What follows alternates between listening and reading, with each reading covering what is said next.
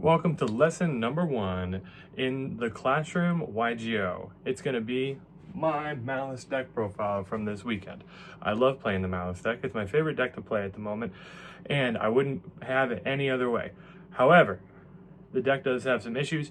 It loses super hard to Lancia. It makes it so you can't play the game, and it completely skips your turn. It also loses really hard to Ghost Spell and Haunted Mansion. The only match I lost this entire weekend was to a combination of Lancia and Ghost Spell.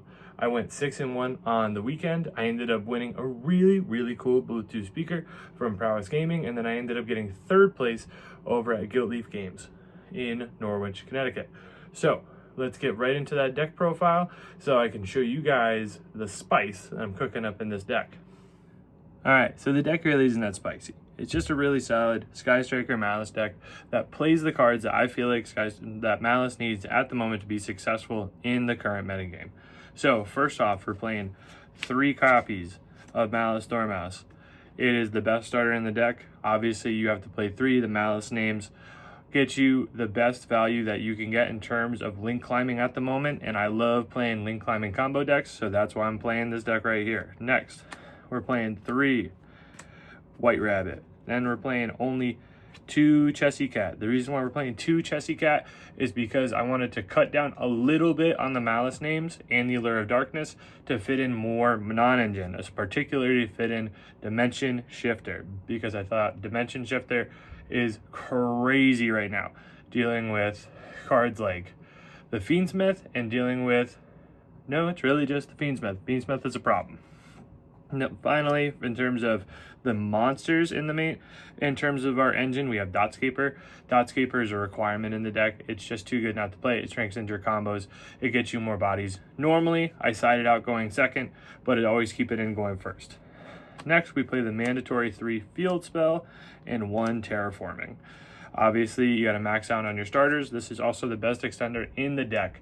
So when you play in your combos, normally you want to hold it as long as possible until you absolutely need it, either as part of the combo or as a way to extend through hand traps. Next up, the 1 Gold Sark as another major extender. Then we're playing 2 Allure of Darkness to pair with our Chessy Cat. And then finally, we're playing GWC06, MTP07, and TB11. Requirements in the Maliss deck: you got to play the traps. Traps help you dodge hand traps, and they help you combo. Obviously, the MTP07 is a great end board piece, or a way to get, if you have a way to get to it, as it is a non-target banish on your opponent's turn. Next up, we have the Sky Striker engine. We're playing 3 Engage. We're playing 1 Hornet Drones. We're playing 1 Widow Anchor. We're playing 1 Shark Cannon. Obviously, the Shark Cannon could be another Widow Anchor, but I thought that Shark Cannon was really flexible and really high value in the current format, as it allows you to hit Twins of the Eclipse and deal with that card going into the graveyard to try to revive things like Detonator. You can use it to steal the Detonator, and then when the Detonator summons, you end up putting a material underneath it, so you end up with a pop instead of your opponent. Next up, we have our non-engine. So our first non-engine, we're only going to play 2 Bestials. We're playing Magnemite and Druisworm. Why? We can't fit any more. The deck is 40 cards. We only had room for 2 Bestials, but they're too important not to play. Then we have 3 Dimension Shifter. My deck can play under Shifter. Your deck can't. Shifter gives you too much value, especially when you go first, and being able to, like other people want to do to the Maliss deck with Lancia, being able to lock them out of the game. X can't summon itself under Shifter, and they can't use any Fiendsmith cards under Shifter. Next up, we're playing 3 Ash Blossom and Joyous Spring because it's just a really good card. And then the other reason I chose to play the Sky Striker deck as opposed to playing the Bestial deck is so I can play Dominus Impulse, because none of my extra deck is going to conflict with Impulse. The only card in my entire deck that conflicts with Impulse is my Dotscaper, but I need to play it to make my combo stronger, and it is what it is. If I can't use my Dotscaper, I'm just going to have to deal with it. Then we're playing 3 copies of Infinite Impermanence, similar to Ash. It's just a good card. And then finally, we're playing one talent. So one talent just to do in the main deck, just because there's so many hand traps running around. You can use talent in so many flexible ways. I mean, being able to rip a card out of your opponent's hand before you continue to extend and go full combo feels amazing. If you need to, you can draw 2 cards. And obviously, if you're going second, talents can steal you a monster. It is great on a whole bunch of different levels. And you really should at least be playing 1. I've seen some lists play 3. I've seen some lists play 2. You got to have it in your list somewhere. Moving on to the extra deck. The extra deck is the reason I didn't play the Fiendsmith cards, aside from the fact that I don't own them, because I really like the flexibility in my extra deck, and I don't want to play 4 to 6 requirements in my extra deck in order to fit everything you need to fit for the Fiendsmith deck. So first things first, I have my awesome token that is a misprint, that is a regular diagonal secret rare. Next up, I am playing one link decoder for the combo. It's also my link 1 of choice in terms of linking off Cybers cards. So if I need to link off, a Dormouse to put it in the graveyard, I'm using link decoder. I am not playing Lingaribo in this deck. Then we have Kagari for our Skystriker cards. We're playing Link Spider to help play through Nibiru. And that is it for the link 1s. Only 3 link 1s right now. For the link 2s, we have a pretty healthy package of link 2s, starting with Dark. Dark is crazy right now. If you're in the mirror, it helps you take Maliss cards so you can keep extending. It also can take a Bow, which you're going to see later. And a Bow in the new format is crazy. It came out in the brand new set, Supreme Darkness, and a Bow is just an amazing end board piece in terms of giving you a non-target pop or a revive of any lighter dark monster. It is a fantastic card. We're playing one Nightmare Phoenix so we can get through some back row, and it's also a Fiend, and you need Fiends to summon a Bow. We have the one Splash Mage as a backup plan that we can use to keep extending. It is also the card that you need to use to help you play when you start with only the field spell. If you start with the field spell, you have to use Splash Mage in order to keep extending your plays.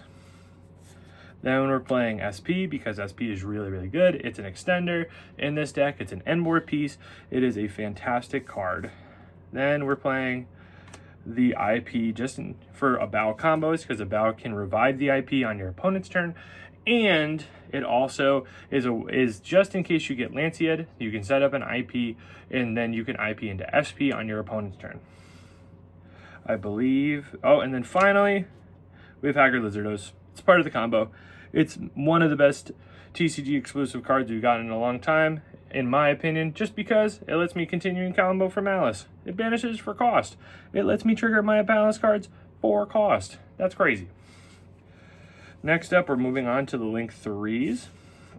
So for Link 3s, we're just playing the Maliss Link 3s. So we're playing White Binder, we're playing Red Ransom, and we're playing Heart's Crypter. Obviously, the most important one here is White Binder. White Binder does the most for the deck, and it gives you more access to your traps. You use Red Ransom in the combo. It's also a great end board piece because it flips the attack and defense of your opponent's monsters when it's pointing to another monster. And then Heart's Crypter is the best end board piece. It obviously gives you a non-target banish, and it helps you go for OTKs. And finally, for the Link 4s, you're playing one access code, which is insane in this deck, because again, it banishes for cost to pop cards, it triggers my Maliss Link monsters. Then we're playing the Nightmare Griffin, which allows me to lock people out of using their effects. It's an even better skill drain, because they can't even activate effects to send things for cost. And then finally, we're playing the Abao Aq, the Lightless Shadow.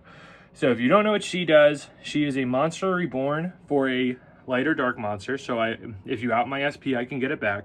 If you stop my GWC06, I can still get to my White Binder. And during the main combo, you're able to bring back your Nightmare Griffin to put it in a zone, so that way your opponent can't use monster effects, which is obviously busted. So that is my extra deck that I used this weekend. I thought it was great. I love the Nightmare Phoenix, actually.